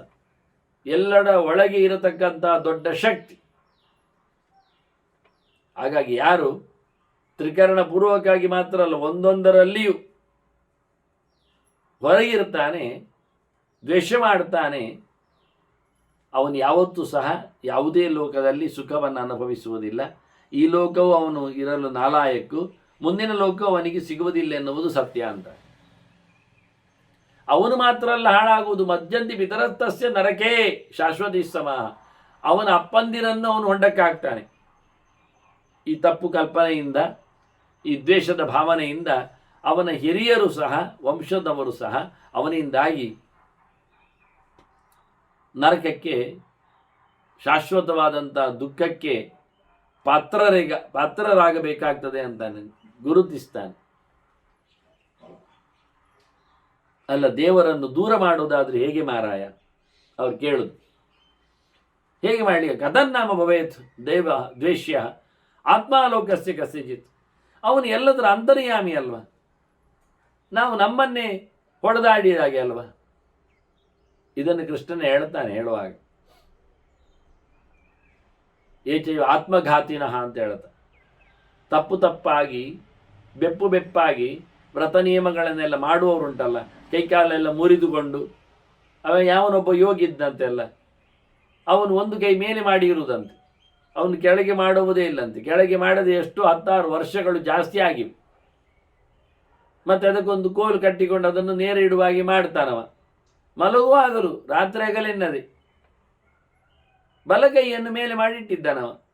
ಅದರದ್ದು ಸೆನ್ಸು ಎಂಥದ್ದು ಇಲ್ಲ ಈಗ. ಅದೊಂದು ಕೋಲಿನ ಹಾಗೆ ಕಾಣ್ತದೆ, ಇರಲಿ, ಅದು ವಿಷಯ ಅಲ್ಲ. ಆದರೆ ಬಲಗೈ ದೇವರು ಕೊಟ್ಟದ್ದು, ದೇವರ ಪೂಜೆ ಮಾಡಲಿಕ್ಕೆ, ಜಪ ಮಾಡಲಿಕ್ಕೆ, ದೇವರಿಗೆ ಅಡುಗೆ ಕೊಡಲಿಕ್ಕೆ, ಊಟ ಮಾಡಲಿಕ್ಕೆ, ಅದು ಯಜ್ಞ ಊಟ ಅಂದರೆ. ಅಂತ ಪರಿಶುದ್ಧವಾದ ಈ ದೈಹಿಕವಾದ ಕರ್ಮಗಳನ್ನು ದೇವರ ವಿಷಯದಲ್ಲಿ ಮಾಡುವುದನ್ನು ಅವನು ತಪ್ಪಿಸಿಕೊಂಡ. ಎಷ್ಟೋ ಜನ ಕೈ ಕಳ್ಕೊಂಡವರಿದ್ದಾರೆ, ಕೈ ಇಲ್ಲದವರಿರ್ತಾರೆ, ಎಷ್ಟು ಕಷ್ಟಪಡ್ತಾರೆ. ಇವ ಇದ್ದ ಕೈಯನ್ನು ಮೇಲಕ್ಕೆ ಎತ್ತಿಕೊಂಡು ಯೋಗ ಅಂತ ಹೇಳಿಕೊಂಡು ಹುಚ್ಚ, ಊಟವನ್ನು ಎಡಗೈಯಲ್ಲಿ ಮಾಡುವುದು, ಪೂಜೆಯನ್ನು ಎಡಗೈಯಲ್ಲಿ ನಡೆಸುವುದು, ಬುಕುಳಿಯನ್ನು ಎಡಗೈಯಲ್ಲಿ ತೊಳೆಯುವುದು, ಇಂಥ ರೀತಿಯಲ್ಲಿ ಅತ್ಯಂತ ಹೇಸಿಗೆವನಾಗಿ ಹೋದ. ದೇವರು ಲೆಕ್ಕ ಮಾಡಿಯೇ ಕೊಟ್ಟಿರ್ತಾನೆ. ಇದು ಸಾಧನೆ ಅಲ್ಲ ಅಂತಾನೆ. ಇದು ದೇವರು ಹೇಳ್ತಾನೆ, ಮಾಮಾತ್ಮ ಪರದೇಹೇಶು ಪ್ರದ್ವಿಷಂತಹ ಅಸೂಯವಹ ಅಂತ ಹೇಳ್ತಾನೆ, ಅಭ್ಯಸೂಯವಹ ಅಂತ. ನನ್ನನ್ನು ಅಂತರ್ಯಾಮಿಯಾಗಿರುವವನನ್ನು, ಎಲ್ಲೆಡೆ ತುಂಬಿದವನನ್ನು, ತನ್ನಲ್ಲಿಯೂ ಇತರರಲ್ಲಿಯೂ ಕಾಣದವನು, ಕಂಡರೂ ಕೇಳದವನು, ಕೇಳಿದರೂ ನಡೆಸದವನು, ಹೇಸಿಗೆಯವನು. ಆದ್ದರಿಂದ ನಾನು ನಿರಂತರ ಉಪವಾಸ ಮಾಡ್ತೇನೆ, ಒಂದು ಚೂರು ಮಾತ್ರ ಗಂಜಿ ತಿಂದುಕೊಂಡು ದಿನ ಇರುತ್ತೇನೆ ಹೇಳುವುದು ತಪ್ಪು ಅಂತಾನೆ ಕೃಷ್ಣ. ನಿನ್ನ ದೇಹದಲ್ಲಿದ್ದ ದೇವರನ್ನು ನೀನು ಕೆಡಿಸಿದಂತೆ, ವಿರೋಧಿಸಿದಂತೆ. ಆದ್ರಿಂದ ಅವನು ಹೇಳಿದ ನಾತ್ಯಷ್ಟದಸ್ತಿ ಯೋಗೋಸ್ತಿ ನಜೈಕಾಂತಮನಶ್ನತಃ ಅಂತ. ಸಿಕ್ಕಾಬಟ್ಟೆ ತಿನ್ನುವವರಿಗೂ ಸಿಗುವುದಿಲ್ಲ ನಾನು, ತಿನ್ನದೆ ಉಪವಾಸ ಬಿದ್ದು ಕೊರಗುವವರಿಗೂ ನಾನು ಬರುವುದಿಲ್ಲ ಅಂದವ. ಯಾಕೆ? ಅವನ ತಲೆಯಲ್ಲಿ ಅದೇ ಇರ್ತದೆ, ಸಂಕಟವನ್ನೇ ಅನುಭವಿಸ್ತಾ ಇರ್ತಾನೆ, ಅದನ್ನೇ ಯೋಚನೆ ಮಾಡ್ತಾ ಇರ್ತಾನೆ. ಬಾಯಲ್ಲಿ ಹೇಳದಿದ್ರು ಪ್ರಯೋಜನ ಇಲ್ಲ ಅಂದ. ಹೊತ್ತಿಗೆ ಸರಿಯಾಗಿ ತಿನ್ನಬೇಕು, ಗತ್ತಿಗೆ ಸರಿಯಾಗಿ ನಡೆಯಬೇಕು, ಮತ್ತೆ ಮೆತ್ತಗೆ ಭಗವಂತನನ್ನು ನೆನೆಯಬೇಕು. ಅಲ್ಲಿಗೆ ಅದನ್ನೆಲ್ಲ ಗತ್ತೆಲ್ಲ ಅಲ್ಲಿ ಮಾಡಲಿಕ್ಕಿಲ್ಲ. ಅದಲ್ಲಿಯ ಕತೆ ಬೇರೆ, ಇದಿಲ್ಲ ಕಥೆಯೇ ಬೇರೆ. ಹಾಗಾಗಿ ಬಹಳ ಚಂದವಾಗಿ ಎಷ್ಟು ಚೆನ್ನಾಗಿ ಹೇಳ್ತಾರ, ಒಳಗೆ ಕೂತವನನ್ನು ಹೊರಗೆ ಹಾಕುವುದಿಲ್ಲಿ ಮಾರಾಯ. ಎಂಥದ್ದು ದ್ವೇಷ ಮಾಡೋದು? ಯಾರ ದ್ವೇಷ? ನಮ್ಮನ್ನು ನಾವೇ ಕೊಲೆ ಮಾಡಿದ್ರೆ ಅರ್ಥ ಉಂಟಾ? ಅದರಲ್ಲಿ ಅವರು ಹೇಳುದು ಶರೀರ ಮಧ್ಯಂಕಲ ಧರ್ಮ ಸಾಧನಮಂತ. ದೇಹ ಧರ್ಮವನ್ನು ಮಾಡಲಿಕ್ಕೆ ಬೇಕೇ ಬೇಕು, ಅದನ್ನು ಚೆನ್ನಾಗಿ ನೋಡಿಕೊ. ಅದು ದೇವರು ಕೊಟ್ಟ ಪ್ರತೀಕ. ಅದು ಯೋಚನೆ ಮಾಡು. ನೀನು ಮಾತ್ರ ಇರುವುದಲ್ಲ, ಅಲ್ಲಿ ದೇವರಿದ್ದಾನೆ, ಪರಿವಾರ ದೇವತೆಗಳಿದ್ದಾರೆ, ತತ್ವಾಭಿಮಾನಿಗಳಿದ್ದಾರೆ. ಅದನ್ನು ಯಾವುದನ್ನು ಹಾಳಾಗದಂತೆ ನೋಡಿಕೊಳ್ಳಬೇಕು. ಅದು ಕೈಯಲ್ವಾ, ಅದು ಬೆರಳಲ್ವಾ, ಹಾಗೇನಿಲ್ಲ. ಅದು ಉಗುರಲ್ವಾ, ಅದು ಕೂದಲಲ್ವಾ? ಇಲ್ಲಪ್ಪ, ಎಲ್ಲ ಕಡೆ ಎಲ್ಲರೂ ಇದ್ದಾರೆ. ಎಲ್ಲವನ್ನು ಪರಿಶುದ್ಧವಾಗಿಸಲಿಕ್ಕೆ ಅಷ್ಟೇ ಅಲ್ಲದೆ ಉದಾತ್ತವಾಗಿಸಲಿಕ್ಕೆ ಇಟ್ಕೊಳ್ಬೇಕು ನಾವು. ಆದ್ದರಿಂದ ಮನುಷ್ಯನಿಗೆ ದ್ವೇಷ ಮಾಡಲಿಕ್ಕೆ ಆಗುವುದಿಲ್ಲ. ದ್ವೇಷ ಮಾಡಿದರೆ ಅವನನ್ನೇ ದ್ವೇಷ ಮಾಡಿದರೆ ಆಗ್ತದೆ. ಅಂತರ್ಯಾಮಿ ದ್ವೇಷ ಅಂತ ಅರ್ಥ. ಅದು ತನ್ನನ್ನು ತಾನು ಮಾಡುವ ಕೊಲೆ ಅಂತ ಅರ್ಥ. ಕಥನ್ನಾಮ ಭವೇತ್ ದ್ವೇಷಿ ಆತ್ಮ ಲೋಕಸ್ಯ ಕಸಿಜಿತ್. ಯಾರಿಗಾದರೂ ಆಗ್ತದ? ಎಲ್ಲರೊಳಗೂ ಅವನೇ ಇರ್ತಾನಲ್ಲ. ಯಾರನ್ನು ದೂರ ಮಾಡಲಿಕ್ಕೆ, ಯಾರನ್ನು ಬೈಲಿಕ್ಕೆ, ಯಾರಿಗೆ ಹೊಡಿಲಿಕ್ಕೆ? ಯಾವ ಪ್ರಕಾರದಲ್ಲಿ? ಆತ್ಮ ಹಿ ಪುರುಷವ್ಯಾಘ್ರ ಜ್ಞೇಯ ವಿಷ್ಣು ರೀತಿ ಶ್ರುತಿ. ಗಮ್ಮತ್ತು ಕೇಳಿದರೆ ಅದು ಆತ್ಮ ಅಂದರೆ ನಾನೇ ಅಂದ್ಬಿಟ್ಟ. ಮತ್ತೆ ಪುನಃ ಅದು ದೇವರು ನಾನೇ. ಮಾರಾಯ, ಆತ್ಮ ಅಂದರೆ ಒಳಗಿರುವವನು ಅಂದರೆ ಅವನು ವಿಷ್ಣು ಅನ್ನು ಹೇಳಿದ್ ನಾನು. ಮತ್ತು ಜೀವ ಅಲ್ಲ. ದೊಡ್ಡ ತೊಂದರೆ ಶಬ್ದದಲ್ಲಿ. ನಾನು ನನ್ನನ್ನು ದ್ವೇಷ ಮಾಡುವುದಿಲ್ಲ ಹೇಳಿದರೆ ನಾನು ನನ್ನನ್ನು ಎನ್ನುವುದೇ ತಪ್ಪು. ನೀನು ನಾನು ಹೇಳಿದ್ದು ದೇಹವನ್ನು ಉಪವಾಸಗೊಳಿಸುವುದು ಅಂದೆ. ದೇಹ ಯಾರದ್ದು? ಅದು ಜೀವನದ್ದು. ಹೇಗಾಗ್ತದೆ ಜೀವನದ್ದು ದೇಹ? ಅವು ಎಲ್ಲಿಂದ ತರ್ತಾನೆ? ದೇವರು ಕೊಟ್ಟದ್ದು ಮಾರಾಯ, ಹೌದಲ್ಲ? ಮತ್ತೆ ಅಷ್ಟೇ ವಿಷಯ. ಹಾಗಾದ್ರೆ ದೇವರು ಕೊಟ್ಟದ್ದು ಮಾತ್ರ ಅಲ್ಲ, ದೇವರು ತಂದು ಇಟ್ಟದ್ದು ಒಟ್ಟಿಗೆ ಹೊತ್ಕೊಂಡು ದೇವರು ಬಂದಿದ್ದಾನೆ. ದೇವರು ಒಂದು ಮನೆ ಕಟ್ಟಿದ ಅಂತ ಇಟ್ಕೊಳ್ಳಿ, ದೊಡ್ಡ ಮನೆಯನ್ನು ಹೊತ್ತು ತಂದ ಅಂತ ಇಟ್ಕೊಳ್ಳಿ. ಅವನೇ ಅವನದ್ದು ಅಂಗಳವನ್ನು ಇಟ್ಟ ಅಂತ ಇಟ್ಕೊಳ್ಳಿ. ಅವನು ಎಲ್ಲಿಟ್ಟ ಅಂತ ಕೇಳಬೇಡಿ ಮತ್ತೆ. ಯಾಕೆ? ಜಾಗವು ಅವನದ್ದೇ, ನೆಲವು ಅವನದ್ದೇ. ಒಂದು ತುಂಡು ಭೂಮಿಯ ಜೊತೆಯಲ್ಲಿ ದೇವರು ಒಂದು ಮನೆಯನ್ನು ತಂದ. ಆಗ ನಮ್ಮನ್ನು ಒಳಗೆ ಬರಲಿಕ್ಕೆ ಹೇಳಿದ. ಗೃಹ ಪ್ರವೇಶ. ಈಗ ಯಾರ ಮನೆ? ದೇವರ ಮನೆ. ಯಾರ ಜಾಗ? ದೇವರ ಜಾಗ. ಇರುವುದು ಯಾರು? ನಾವು. ಮತ್ತೆಂಥದ್ದು? ಆದ್ರಿಂದ ಅಲ್ಲಿ ದೇವರು ಇದ್ದಾನೆ. ಅವನು ಹೊರಗೋಗ್ಲಿಲ್ಲ. ಮನೆಗೆ ಬಾ ಅಂದವ, ಹೋಗಿ ಹೇಳಿದ್ದಲ್ಲವ. ಒಳಗೆ ಅವನು ಕೂತೇ ಇದ್ದಾನೆ. ಅವನು ಹೊರಗೆ ಹೋದರೆ ಮನೆ ಬೀಳ್ತದೆ. ಅದಕ್ಕೆ ಅವನು ಹೊರಗೋಗುವುದಿಲ್ಲ. ಅಷ್ಟೇ ವಿಷಯ. ಹಾಗಾಗಿ ಯಾವಾಗ ಅವನು ಹೊರಗೆ ಹೋಗ್ತಾನೆ ಆಗ ಮನೆ ಬೀಳ್ತದೆ. ಆದ್ರಿಂದ ಈ ಜೀವನು ಹೋಗ್ತಾನೆ, ಅವನು ಕರ್ಕೊಂಡೇ ಹೋಗ್ತಾನೆ. ಬಾಮಾರಾಯ ಅಂತ ಬರ್ಲಿಕ್ಕೆ ಹೇಳೋದಿಲ್ಲವ, ಬೊಬ್ಬೆ ಹೊಡಿತಾನೆ. ಆದರೂ ಇನ್ನೊಂದು ಮನೆ ಕೊಡ್ತೇನೆ ಅಂತ ಅವನನ್ನು ಪುಸರಾಯಿಸಿ ಹೋಗ್ತಾನೆ. ಆಯ್ತು ಒಂದು ಗೌಜಲ್ಲಿ ಒಂದು ಬರ್ತಾನೆ ಕೆಲವೊಮ್ಮೆ ಇನ್ನೊಂದು. ಆದರೆ ಇನ್ನೊಂದು ಮಾಡಲಿಕ್ಕೆ, ಇನ್ನೊಂದು ದೇಹ ಪಡೀಲಿಕ್ಕೆ ಅವನು ಈ ದೇಹದಲ್ಲಿ ಈ ಮನೆಯಲ್ಲಿ ಚಂದ ಮಾಡಿದ್ದಾನ, ಒಳ್ಳೇದು ಮಾಡಿದ್ದಾನ, ಧರ್ಮಕರ್ಮ ಮಾಡಿದ್ದಾನ, ಹೇಸಿಗೆ ಮಾಡಿದ್ದಾನ? ಅದಕ್ಕೆ ಹೇಳಿ ಶರೀರ ಮಾಧ್ಯಂಕಲು ಧರ್ಮ ಸಾಧನ. ಒಳ್ಳೆಯ ಕೆಲಸ ಈ ಮನೆಯಲ್ಲಿ ಮಾಡಿದರೆ ದೇವರು ಇದಕ್ಕಿಂತ ಒಳ್ಳೆ ಮನೆ ಕೊಡ್ತಾನೆ. ಮತ್ತೆ ಅದರಲ್ಲಿಯೂ ಮತ್ತೆ ಒಳ್ಳೆ ಕೆಲಸ ಮಾಡಿದರೆ ಅದಕ್ಕಿಂತ ಸೂಪರ್ ಮನೆಯನ್ನು ನೀಡುತ್ತಾನೆ. ಹಾಗೆ ಮುಂದಕ್ಕೆ ಭಗವಂತ ನಮಗೆ ಸಾಧನೆಗಳನ್ನು ಮಾಡಿದರೆ ಬಹಳ ಅದ್ಧೂರಿಯಾದಂತಹ ದೇಹಗಳನ್ನು ತಾನೇ ಹೊತ್ತುಕೊಂಡು ತರ್ತಾನೆ, ಇರ್ತಾನೆ, ಕೊಡ್ತಾನೆ. ಆದ್ದರಿಂದ ಇಲ್ಲಿ ಯಾರು ಒಳಗಿದ್ದಾನೆ ಕೇಳಿದರೆ ಅದು ವಿಷ್ಣು ಅಂತ ತಿರುಗು. ಮತ್ತೆ ವಿಷ್ಣು ಶಬ್ದವನ್ನೇ ಹೇಳ್ತದೆ. ಅದು ವಿಷ್ಣು ಅಂತ ಶ್ರುತಿ ಹೇಳ್ತದೆ ಮಾರಾಯ. ಇದಂ ವಿಷ್ಣುರ ವಿಚಕ್ರಮೇ ಅಂತ ಹೇಳ್ತದೆ. ಈ ದೇಹದಲ್ಲಿ ದೇವರು 3 ಕಡೆಯಲ್ಲಿ ತನ್ನ ವ್ಯಾಪ್ತಿಯನ್ನು ಪಡೆದಿದ್ದಾನೆ. ಮೂಲೇಶ, ಪ್ರಾಣೇಶ, ಅಗ್ರೇಶ ಎಲ್ಲ ಹೇಳಿಕೊಂಡು ವಿಶ್ವ, ತೇಜಸ, ಪ್ರಾಜ್ಞಾ ಅಂತ ಹೆಸರಿನಲ್ಲಿ. ಇದೆಲ್ಲ ಯಾರ ಹತ್ರ ಹೇಳೋದು? ಹೇಗೆ ಹೇಳೋದು? ದೇವರ ವ್ಯಾಪ್ತಿ ವ್ಯವಸ್ಥೆ. ಅಚ್ಯುತಾನಂತ ಗೋವಿಂದನಾಗಿ, ಅಮೃತ ಅಭಯ ಕ್ಷೇಮಕರನಾಗಿ, ಅನಂತಾಸನ ವೈಕುಂಠ ನಾರಾಯಣಪುರಗಳಲ್ಲಿ ಇದೆಲ್ಲ ದೇವರ ವ್ಯವಸ್ಥೆಗಳು. ಇದಂ ವಿಷ್ಣು ಅಂತ ಹೇಳ್ತಾ ವಿಷ್ಣು ರೀತಿ ಶ್ರುತಿ. ಹೀಗೆ ಬಹಳ ಚಂದವಾಗಿ ಭಗವಂತನ ಇರವನ್ನು, ವೈಭವದ ಅಸ್ತಿತ್ವವನ್ನು ತಿಳಿಸಿಕೊಡ್ತಾ, ಇದೆಲ್ಲ ನನಗೆ ವ್ಯಾಸಗುರುಗಳು ಹೇಳಿದ್ದು, ಋಷಿಗಳು, ಕೃಷ್ಣದ್ವೈಪಾಯನರು ನನಗೆ ತಿಳಿಸಿಕೊಟ್ಟದ್ದು. ಹರಿಯ ಮಹಿಮೆ ವಿಸ್ತಾರವಾಗಿ ಅವರೇ ನನಗೆ ಹೇಳಿದ್ದು. ಅದಕ್ಕೆ ಹರಿಗೀತೆ ಎಂದೆಲ್ಲ ಹೆಸರಿತ್ತು. ಅದನ್ನೇ ನಾನು ನಿನಗೆ ಹೇಳಿದ್ದು ಹರಿಗೀತೆಯಲ್ಲಿ. ಹರಿಗೀತೆ ಅಂದರೆ ಹರಿಯ ಬಗ್ಗೆ ಗೀತೆ, ಹರಿ ಹೇಳಿದ ಗೀತೆ. ದೇವರ ವೇದವ್ಯಾಸರೇ ದೇವರೇ ತಿಳಿಸಿಕೊಟ್ಟದ್ದು, ದೇವರ ಬಗ್ಗೆ ತಿಳಿಸಿಕೊಟ್ಟದ್ದು ನಾನು ನಿನಗೆ ಹೇಳಿದ್ದೇನೆ. ಇದನ್ನೇ ಅಲ್ಲಿ ನಾರಾಯಣರು ನಾರದನಿಗೂ ಹೇಳಿತ್ತು ಕಂಡಾಬಟ್ಟೆ. ಮತ್ತಾರು ಅಂತ ತಿಳ್ಕೊಂಡೆ? ಕೃಷ್ಣ ದ್ವೈಪಾಯನಂ ವ್ಯಾಸಂ ವಿದ್ಧಿ ನಾರಾಯಣಂ ಪ್ರಭು ಕೊಹ್ಯನ್ಯ ಪುಂಡರೀಕಾಕ್ಷಾತ್ ಮಹಾಭಾರತ ಕೃತಭವೇತ್. ವೇದವ್ಯಾಸರು ಯಾರು? ನಾನು ಹೇಳಿದೆ ದೇವರೇ ಹೇಳಿದ್ದು ಅಂತ. ದೇವರ ವಿಷಯವನ್ನು ದೇವರೇ ಹೇಳಿದ್ದು. ಎಲ್ಲಿ ದೇವರೇ ಹೇಳಿದ್ದು? ವೇದವ್ಯಾಸರು ಹೇಳಿದ್ದು. ವೇದವ್ಯಾಸರು ದೇವರೇ ಮಾರಾಯ. ಕೃಷ್ಣ ದ್ವೈಪಾಯನಂ ವ್ಯಾಸಂ ವಿದ್ಧಿ.